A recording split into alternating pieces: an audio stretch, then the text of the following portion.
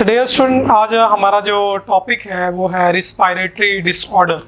तो respiratory disorder के अंदर हमने पढ़ना है कि सांस की कौन कौन सी बीमारियां ऐसी होती हैं कि यूजुअली हम आम तौर पर भी देखते हैं, जो हम किसी ऐसे बंदे को भी देखते हैं और सुनते भी हैं उससे कि इसको अस्थमा हो गया है। ठीक है, इस तरह की और डिफरेंट बीमारी हैं जिसके अंदर से क्या आता है कि जिस्म से के हिस्सों से लंग्स से आवाज़ें आती हैं, बलगम क्रिएट कर होता है। तो इसके बारे में जानना बहुत ज़रूरी है कि ये बीमारियों को समझना बहुत ज़रूरी है कि ये बीमारियां किस तरह और किस वजह से जो है ना हमारे अंदर पैदा हो रही हैं।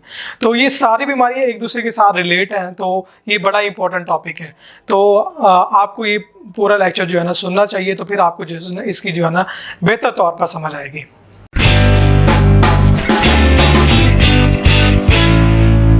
अस्सलाम वालेकुम डियर स्टूडेंट, मैं हूं Mohammad Babar. Film and learn cafe की तरफ से बायोलॉजी की लेक्चर सीरीज जारी है। तो आज हम बात करने वाले हैं रिस्पायरेटरी डिसऑर्डर की। तो रिस्पायरेटरी का लफ्ज़ी मतलब क्या है, पहले ये देख लेते हैं। रिस्पायरेटरी का लफ्ज़ी मतलब ये है कि सांस का सिस्टम, जितना भी हमारा पूरा सांस का सिस्टम है उसके अंदर क्या क्या चीज़ें आती हैं। उसके अंदर हमारा माउथ आता है, माउथ के बाद हमारा विंड पाइप आता है जिसे हवा की नाली भी कहते हैं, और उसके बाद हमारे 2 लंग्स आते हैं और उन लंग्स के अंदर ब्रोंकाई होती हैं और ब्रोंकाई आगे फिर किस में डिवाइड होती हैं ब्रोंक्यूल्स के अंदर। फिर ब्रोंक्यूल्स के साथ क्या अटैच होते हैं, एल्वोलाई अटैच होते हैं। तो डियर स्टूडेंट, सबसे पहले आपको लंग्स की फिजियोलॉजी समझनी पड़ेगी कि लंग्स के अंदर कौन कौन से पार्ट होते हैं और रिस्पायरेटरी सिस्टम के अंदर कौन कौन से पार्ट जो है ना, कौन कौन से ऑर्गन जो है ना आते हैं। तो उसके बारे में आपको समझना ज़रूरी है।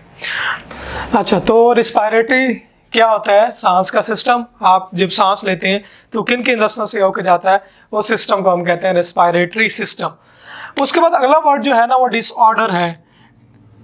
यहाँ पर जो डिस का मतलब है अनफंक्शन और ऑर्डर का मतलब है अपने फंक्शन से हटा हुआ।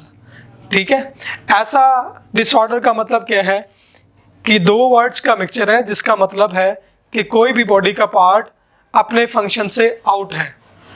ठीक है, डिसऑर्डर का मतलब क्या है कि कोई भी बॉडी का फंक्शन क्या है, अपने फंक्शन से डिसऑर्डर है। इसी तरह हम डिजीज की बात करते हैं, डिजीज का मतलब भी यही होता है। अगर हम डिजीज की बात करें तो डाई का मतलब क्या होता है, अन होता है, और इज का मतलब क्या होता है, फंक्शन, अनफंक्शन। यानी डिजीज जो वर्ड है वो किससे निकला है, वो अनफंक्शन से निकला है। यानी कोई भी बॉडी का पार्ट जो है ना वो सही तरह परफॉर्म नहीं कर रहा, तो हम कहते हैं ये क्या है, डिजीज है। ठीक है, तो रिस्पायरेटरी सिस्टम के अंदर कौन कौन सी बीमारियां आती हैं, डिसऑर्डर्स आते हैं। हमारे पास यहाँ पर 5 हैं।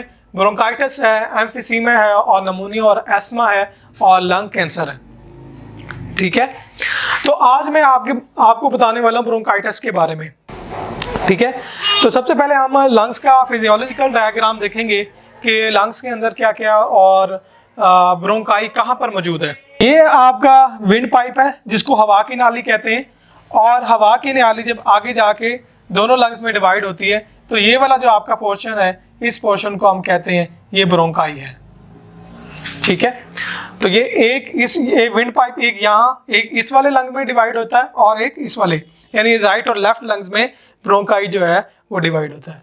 ठीक है, और फिर ऑक्सीजन भी ऐसे ही डिवाइड होता है। जब विंड पाइप से ऑक्सीजन आता है तो फिर कुछ ऑक्सीजन इस तरफ और कुछ ऑक्सीजन इस तरफ चलता है। अच्छा, तो ये हमारे पास क्या है, ये वाला जो हमारे पास पोर्शन है, ये हमारे पास किसका पोर्शन है, ये हमारे पास ब्रोंकाई का पोर्शन है। ठीक है, अच्छा, अब यहाँ पे वर्ड है ब्रोंकाइटिस। तो ब्रोंकाइटिस का मतलब क्या है, ब्रोंकाई का मतलब आपको मैंने बता दिया, और टिस का मतलब क्या है, इन्फ्लेमेशन।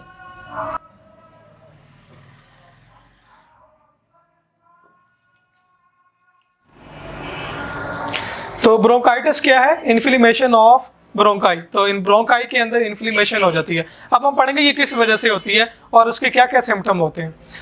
तो ये क्या है, ये पैदा होती है एक्सटेंसिव सिक्रीशन ऑफ म्यूकस की वजह से। एक्सटेंसिव सिक्रीशन ऑफ म्यूकस क्या है, म्यूकस एक फ्लूइड है, और ये फ्लूइड क्या होता है, ब्रोंकाई के अंदर प्रोड्यूस होता है। ये किस वजह से प्रोड्यूस होता है? ये वायरल इन्फेक्शन की वजह से। वायरल इन्फेक्शन का मतलब है वायरस का इन्फेक्शन, बैक्टीरिया का इन्फेक्शन, या फिर कोई केमिकल इरिटेंट हो सकता है। केमिकल इरिटेंट का मतलब क्या? स्मोक है, स्मोक के अंदर क्या मौजूद होता है? तंबाकू मौजूद होता है। ये तंबाकू भी ब्रोंकाई के अंदर जाके एलर्जी पैदा कर सकता है और म्यूकस की सिक्रीशन का बायस बन सकता है। म्यूकस वैसे हमारी जो ब्रोंकाई के अंदर नॉर्मल तौर पर भी प्रोड्यूस होती है, लेकिन वो तब प्रोड्यूस होती है जब कोई सीवियर अटैक नहीं होता। अगर कोई बैक्टीरिया या फिर कोई ऐसा पार्टिकल आ जाए जो कि हमारे लिए हार्मफुल हो, तो म्यूकस उसको मार देता है और अपने सीलिया के ज़रिए उसको बॉडी से बाहर निकाल देता है। लेकिन जब सीवियर अटैक होता है तो फिर क्या होता है कि वहाँ पर ऐसे सेल आते हैं बॉडी के जो उन बैक्टीरिया को किल करते हैं। जब बैक्टीरिया तादाद में ज़्यादा होते हैं तो वो जो सेल्स होते हैं, जिस तरह के वाइट ब्लड सेल हैं, जब वो उस पोर्शन में आते हैं तो उस ज़्यादा जो बैक्टीरिया का इन्फेक्शन हो चुका है उसको किल करते हैं। जब उसको किल करने की कोशिश में फिर वो किस में चेंज हो जाते हैं? पस में और फ्लूइड में चेंज हो जाते हैं। तो वो फ्लूइड फिर क्या करता है? ब्रोंकाई की जो वॉल्स है, जिस तरह मिसाल के तौर पर ये आपकी ब्रोंकाई की वॉल्स है, तो ये ब्रोंकाई की वॉल्स क्या हो जाती है? तंग हो जाती है, उनका एरिया कम हो जाता है। ब्रोंकाई की वॉल का एरिया क्या हो जाता है? तंग हो जाता है, और उसके नतीजे में इसके अंदर क्या मौजूद हो जाता है? फ्लूइड, और फिर जिसकी वजह से क्या होता है? सांस लेने में तंगी होती है। ठीक हो गया?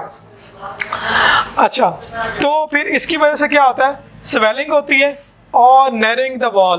तो इसकी जो ब्रोंकाई की जो वॉल है वो नैरो हो जाती है और जो गैसेस एक्सचेंज है वो सही तरह से परफॉर्म नहीं हो पाता है। अच्छा, उसके बाद ब्रोंकाई की दो टाइप्स हैं, एक एक्यूट है और एक क्रोनिक है।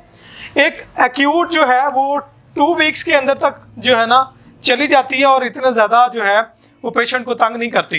ठीक है कि 2 वीक्स के अंदर बंदा ब्रोंकाइटिस से गेट राइट कर लेता है, यानी छुटकारा पा लेता है, क्योंकि ये इतना सीवियर अटैक नहीं होता। और जो क्रॉनिक है, ये सीवियर अटैक होता है वायरस या बैक्टीरिया का, तो ये 3 मंथ से लेकर 2 ईयर तक जा सकता है। ठीक है, और इसके अंदर जो है वो इन्फ्लेमेशन बहुत ज़्यादा बढ़ जाती है, और इस इन्फ्लेमेशन की वजह से ये थ्रेटन भी बाज़ का जो है ना डेथ की तरफ भी लेके चली जाती है। ठीक है, अच्छा, उसके बाद इसके सिम्टम क्या हैं? अगर ब्रोंकाइटिस हो जाए तो क्या होता है? कफ, खांसी आती है, विल्ड वीजिंग, छाती से आवाज़ें आती हैं, और फीवर, बुखार हो जाता है, चिल, ठंड लगती है, और शॉर्टनेस ऑफ ब्रीथ, हवा जो सांस है वो रुक रुक कर आता है। तो डियर स्टूडेंट, आपको होपफुली इस ब्रोंकाइटिस के बारे में समझ आया होगा। तो मिलते हैं नेक्स्ट डिसऑर्डर में।